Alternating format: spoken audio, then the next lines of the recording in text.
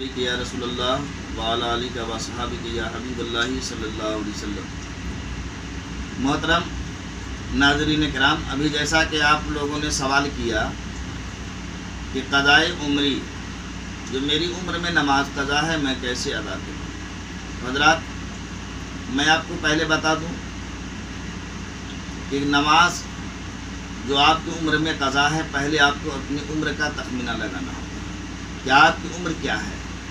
मिसाल के तौर पर आपकी उम्र 24 साल की है और 24 साल के दरमियान आपने 6 साल नमाज फ़जर पढ़ा, कभी छोड़ दिया, तो इस तरह से तो आपकी 6 साल की नमाज़ क़ज़ा हो। बहुत से हज़रात ऐसे हैं कि नमाज़ें एक वक्त पढ़े, एक दिन पढ़ा, कभी पढ़ा, नहीं पढ़ा, तो अपनी उम्र का अंदाज़ा लगा दें कि कितने दिनों की हमारी नमाज क़ज़ा है। मिसाल के तौर पर आपकी 1 साल की नमाज अगर क़ज़ा हो, या हमारी उम्र जो है 24 साल की है, तो उससे पहले हम ये देखें कि बालिग कब। तो बालिग अगर हम 12 साल में हुए और 24 साल की उम्र है, तो हमारी नमाज 12 साल की। अब 12 साल में हमने नमाज कितनी पढ़ी, कितनी छोड़ी, इसका हम अंदाज़ा कर लें। तो मिसाल के तौर पर अंदाज़ा करने के बाद पता चला कि हमने 5 साल की नमाज़ें छोड़ी है या 6 साल की नमाज़ें छोड़ दी है, तो हम उसकी क़ज़ा पढ़ेंगे। अब क़ज़ा पढ़ेंगे तो क़ज़ा में क्या पढ़ेंगे, कौन कौन सी है। तो क़ज़ा में सिर्फ फ़र्ज नमाज़ें जो छूटती है उसकी क़ज़ा है।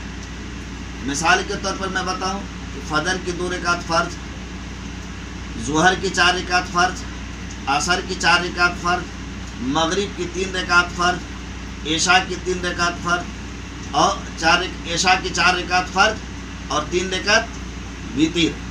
ये आपको कुल 20 रकातें होती हैं फ़र्ज जो हम छोड़ते हैं। तो हज़रात, अब ये बताना है कि इसमें जब भी हम पढ़ेंगे तो सुन्नत की क़ज़ा नहीं पढ़ेंगे, लेकिन अब फ़र्ज पढ़ें तो कैसे पढ़ें।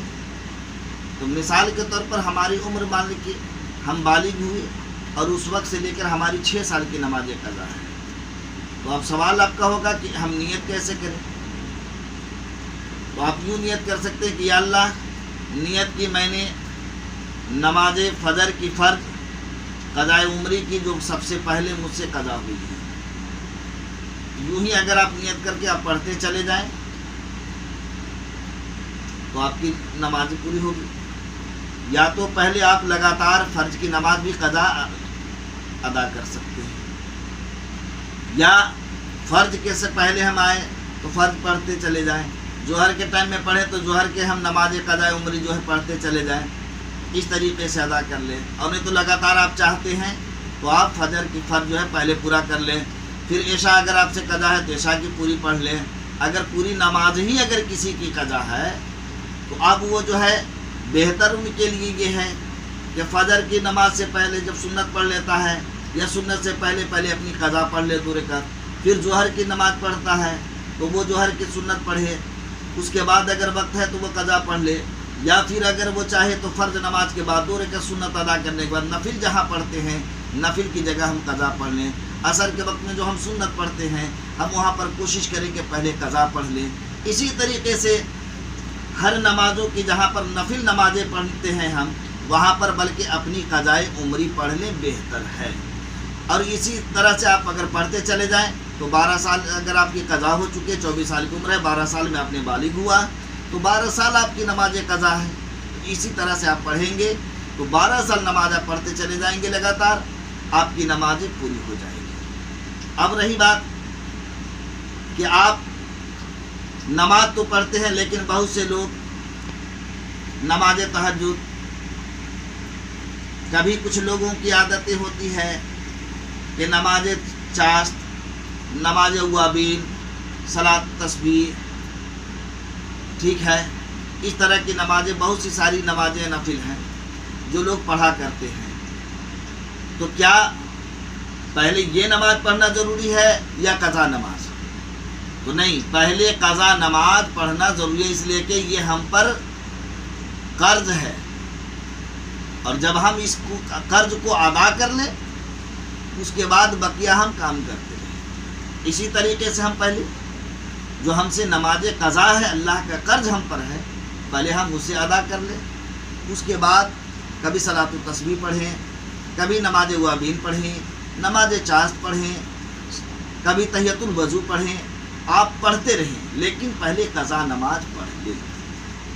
اگر آپ قضا نماز پڑھ لیتے ہیں تو یقیناً آپ کی نماز۔ اب ایک بات میں مختصر میں بتانا یہ چاہتا ہوں کہ نماز میں جلدی تو جلد بھی پڑھ سکتے ہیں، جیسے مثال کے طور پر آپ جو ہے نیت کیے، نیت کے بعد ثنا پڑھی، ثنا کے بعد اپنے قول و تسمیہ پڑھتے ہوئے آپ جو ہے سورہ فاتحہ پڑھا، پھر انا اعطیناک الکوثر پڑھ لی، رکوع سجدہ کیے، پھر دوسری رکعت میں سورہ فاتحہ پڑھی اور سورہ اخلاص پڑھا، اور اس کے بعد آپ جو ہے تشہد پڑھ کر، یعنی التحیات للہ والصلوات پڑھنے کے بعد آپ چاہیں تو سلام پھیر سکتے ہیں۔ درود شریف وہاں درود ابراہیم جو ہم پڑھتے وہ نہ پڑھیں، دعائے معصورہ نہ پڑھیں تو ہماری نمازیں ہو جائے گی۔ تو اس لیے یہاں پر آپ کو چھوٹ ہے۔ وہیں پر تسبیح میں بھی چھوٹ دی گئی ہے کہ آپ کو اگر تسبیح میں ہے تو صرف 3 تسبیح آپ پڑھیں، اور 3 تسبیح تو آدمی کو پڑھنا ہی چاہیے، اس لیے آپ 3 تسبیح ضرور پڑھیں۔ اس طریقے سے آپ نماز پڑھیں، آپ کی جلد بھی نماز میں ہو جائے گی اور آپ پوری پڑھ لے سکتے ہیں۔ تو حضرات، میں انہی چند جملوں کے ساتھ اپنی گفتگو ختم کرتا ہوں۔ آپ کو اگر اچھا لگے تو آپ اسے شیئر کریں اور اپنے دوستوں احباب تک پہنچائیں۔ السلام علیکم ورحمۃ اللہ وبرکاتہ۔